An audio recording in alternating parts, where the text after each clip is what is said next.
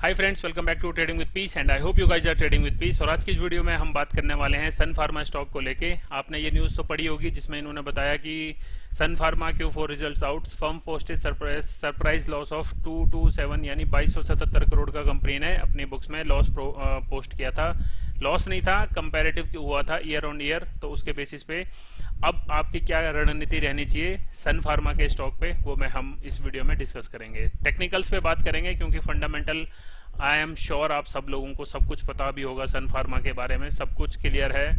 अच्छी कंपनी है, ठीक ठाक प्रॉफिट करती है, डेब्ट कम है कंपनी पे, रिजर्व अच्छे हैं, बहुत दिनों के कंसोलिडेशन के बाद प्राइस ऊपर आए थे। तो ये सारी बातें आपको पहले ही पता होगी। हम क्विकली बात करते हैं अब क्या करना चाहिए जब लॉस हो चुका है कंपनी को। इस दिन कंपनी ने इस टाइम पे हमारे पास डिटेल आई थी और मार्केट ने सेम उसी पे रिएक्ट भी किया था।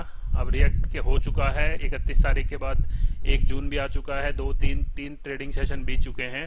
तो अब क्या होगा, क्या किया जा सकता है? तो मेरे ख्याल से अभी जो इसका एक सपोर्ट एरिया जो मुझे लग रहा है वो ये है। अगर ये सपोर्ट एरिया तोड़ देता है और 200 मूविंग एवरेज से प्राइस नीचे आने लगता है तो चिंताजनक बात आ सकती है, क्योंकि कई दिनों से आप लोग देखोगे लगभग 7/4/2020 यानी अप्रैल 2020 से कंपनी का शेयर लगातार ऊपर 200 मूविंग एवरेज के ऊपर चल रहा था। तो अगर अब ये 200 मूविंग एवरेज को ब्रेक करता है तो ये थोड़े दिन इसमें डाउन ट्रेंड ही रहेगा और फिर जब ऊपर आएगा तभी इसमें ट्रेड हो सकता है। ये मेरी एक सिंपल सी एनालिसिस और मेरी टेक्निक ऑफ ट्रेडिंग है। तो आप लोग पुराने जुड़े हैं तो आपने सुना भी होगा और देखा भी होगा। मैं हर बार ही बोलता हूँ अगर 200 मूविंग एवरेज से ऊपर है शेयर तो अच्छा इसमें ट्रेड मिलता है। और जितनी जल्दी अगर ये स्टॉक 200 मूविंग एवरेज से ऊपर आ गया तो ठीक है, अदरवाइज कंसोलिडेशन फेज में चले जाता है। ये हमने इस एरिया में भी देखा है। तो आप लोग इसको एक अपना ट्रेडिंग स्टाइल में इंक्लूड कर सकते हैं अगर आपको अच्छा लगता हो। तो दूसरी बात, अगर मैं सन फार्मा के जो आपको वीकली और मंथली ट्रेंड को दिखाऊं अगर, तो वीक में कहीं ना कहीं प्राइस ने कंसोलिडेशन की तरफ एक इशारा किया है और मंथ वाइज से भी सेम ये कैंडलस्टिक पैटर्न मैच करता है। एक जो इसका 2015 का हाई था, अब अगर हम इस हाई से जो रिसेंट हाई है उसको टच कर देते हैं तो जो स्टॉक मार्केट में जो बड़े दिग्गज लोग होते हैं उनका एक ही मानना होता है कि जहां पे स्टॉप लॉस छोटा होगा वहां पे वो ट्रेड करते हैं। क्योंकि 110% मैंने भी खुद अपनी ट्रेडिंग जर्नी में ये एक्सपीरियंस किया है कि जहां पे भी आपको लगेगा कि आपका 2 रुपए का SL है और आपका टारगेट बड़ा है तो उसमें आपको हमेशा सक्सेस मिलेगा। तो you can also check it here. तो कई लोगों ने जब ये कैंडल स्टिक बना होगा वीक में तो उन्होंने नेक्स्ट जब ये यहाँ से नीचे की तरफ डाउन ट्रेंड में गया होगा तो लोगों ने यहीं पे सेल मार के अपना एक SL इस जोन के आसपास लगा दिया होगा। तो ये आप लोग भी अपने लिए कभी यूज़ कर सकते हैं अगर अच्छा लगता है तो, otherwise you can just ignore it.